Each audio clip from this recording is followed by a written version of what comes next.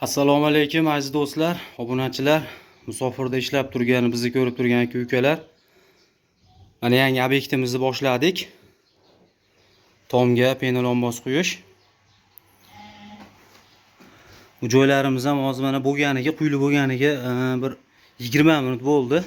Ustida bemalol yurilibdi. Qattiqligi yaxshi. Xudo xolasa qo'ldan kelgancha quyilyapti, mana ko'rishingiz mumkin. Bu joyimizga hozir 10 sm qilib quyyapmiz. Bu penamizni bemalol uylarga 10-15 sm qilib quysa bo'laveradi. Naveslarga ham 7-10 sm qilib. Keyin yubqa bosilib qolgan loy-suvoqlar ustiga ham 7 sm, 10 sm qilib quysa bo'laveradi. Nimagaki loydan ko'ra vazni 2 barobar yengil, og'irlik yuk tushmaydi unchalik to'sinlarga. Bu quyadigan narsamiz yorilmaydi. Faqat taydagi vassali yaxshi qoqilgan bo'lsa, shunday holatda qoladi, mana ko'rishlaringiz mumkin. Keyin ko'pchilik so'ragan savollarda mana chirib ketmaydimi, dimlanib qolmaydimi, shuni hisobini olib, har bitta uyga shuni palitilina dimoxodlar qo'yib qo'yiladi.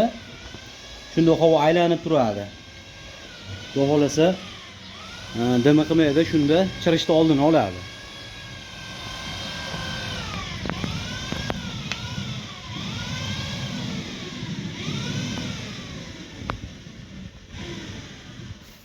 Bu quyiladigan mahsulotlarimiz tarkibida suv bo'ladi. Mana 3 paqir suv quyiladi.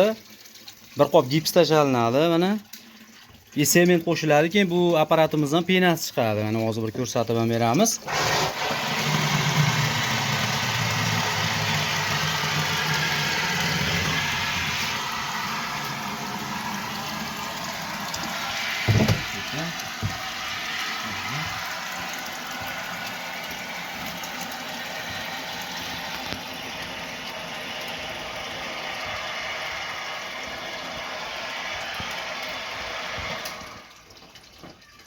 Shu mahsulotlar qo'shiladi.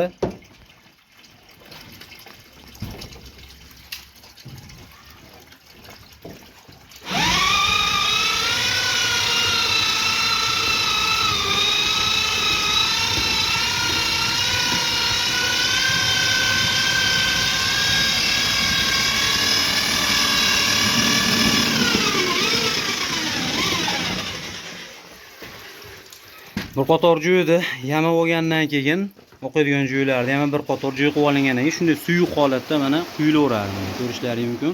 O'zi past baland joyiga mana yetib boraveradi. Shunda urug'ini chiqaveradi.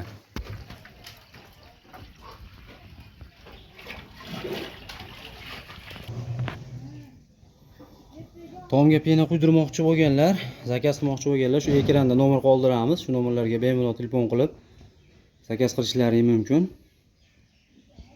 Vodiy bo'ylab quyib beramiz. Rahmat, sog' bo'lasizlar.